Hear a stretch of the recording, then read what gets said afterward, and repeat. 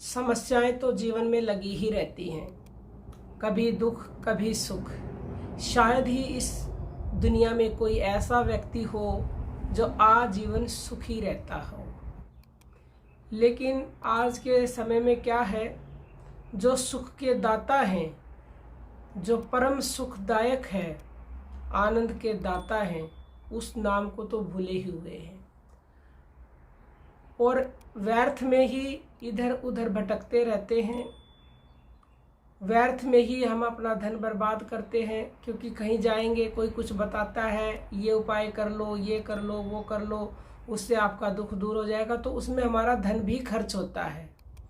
तो यदि आप चाहते हैं कि आपका धन भी खर्च ना हो और आपको घर बैठे ही सुख प्राप्त हो जाए, चाहे आपकी कोई किसी भी प्रकार की समस्या हो, अगर आप इस एक शब्द को बोलना शुरू कर देते हो प्रतिदिन और ब्रह्म मुहूर्त में बोलेंगे, फिर तो कहने ही क्या है। क्योंकि जो ब्रह्म मुहूर्त का समय होता है वो समय होता है जिस समय पर भगवान की सारी शक्तियाँ विद्यमान होती हैं। जितने भी हमारे ऋषि मुनि हैं, जितने भी भक्त लोग हैं, वो सब अपनी साधना करते हैं। तो उस समय उनकी साधना की जो शक्ति होती है वो वातावरण में फैली होती है, तो उससे आपको ज़्यादा लाभ मिलता है। वैसे कर तो कभी भी सकते हैं, क्योंकि भगवान ने कहा है कि मेरा नाम जब भक्ति करने के लिए कोई समय का पाबंद नहीं है, कोई नियम नहीं है। लेकिन ऋषि मुनियों ने इसीलिए ब्रह्म मुहूर्त का समय अपनाया, क्योंकि उस समय पर कोई सौभाग्यशाली व्यक्ति ही उठकर भगवान से जुड़ता है। बाकी तो सोए पड़े रहते हैं, अनंत कोटि जीव हैं इस ब्रह्मांड में, सब सोए पड़े रहते हैं। क्यों? क्योंकि वो जानते ही नहीं उस समय का क्या महत्व है। तो वो 24 घंटे का सबसे सर्वोत्तम समय है। तो उस समय पर आप जागे, 3 से 5 बजे का वो समय होता है। और जाग करके आपको क्या करना है, ये एक शब्द बोलना है। इस शब्द से बढ़कर इस दुनिया में कुछ भी नहीं है, जिस शब्द के लिए हमारे ऋषियों ने कहा है कि नाम लिया तिन सब लिया, सकल वेद का वेद, और बिना नाम नरके पड़ा, चाहे पढ़ता चारों वेद। नाम मतलब शब्द भी उसको कह सकते हो। अगर कोई व्यक्ति उस नाम को नहीं बोलता और चारों वेद शास्त्र सभी ग्रंथ भी पढ़ लेता है, तो भी वह नरक में ही रहता है। लेकिन इसके विपरीत यदि कोई व्यक्ति सिर्फ नाम ले ले, उस शब्द को बोल ले, तो उसे वेद शास्त्र पढ़ने की जरूरत नहीं। उसने सब कुछ कर लिया, उसने गंगा जमुना सब तीर्थों का स्नान कर लिया, सभी ग्रंथों में लिखा हुआ है।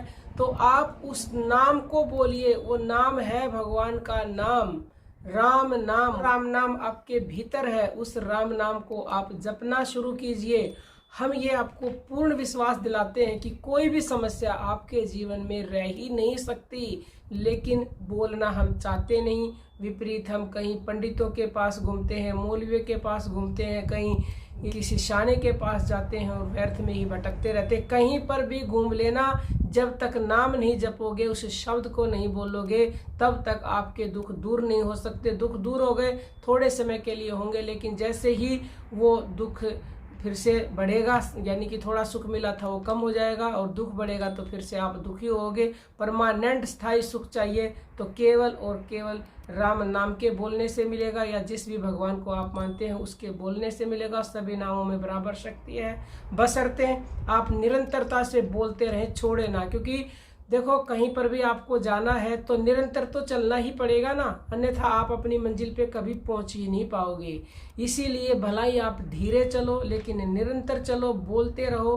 5 मिनट 10 मिनट जितना भी आपके पास समय है, और हम तो कहते हैं समय की भी आवश्यकता नहीं है, आप दिन भर सारे काम करते करते भगवान नाम को बोल सकते हैं। इससे उत्तम क्या हो सकता है। आपको बैठने की भी जरूरत नहीं है, समय भी नहीं देना, क्योंकि कलयुग में तो लोगों की ये शिकायत रहती है, हम तो बिजी हैं, हम तो जॉब करते हैं, हमारे पास समय ही नहीं है, हम कब भगवान का नाम ले।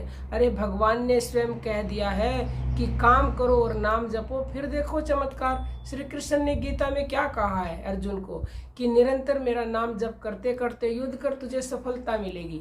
अर्जुन ने ऐसा ही किया, युद्ध भी किया और नाम जप किया, भगवान को अपना मन दे दिया, तो युद्ध जैसे कार्य में उसे सफलता मिल गई। तो हमारे ये क्या कार्य है? कुछ भी नहीं है, इनमें तो हमें सफलता मिलकर ही रहेगी।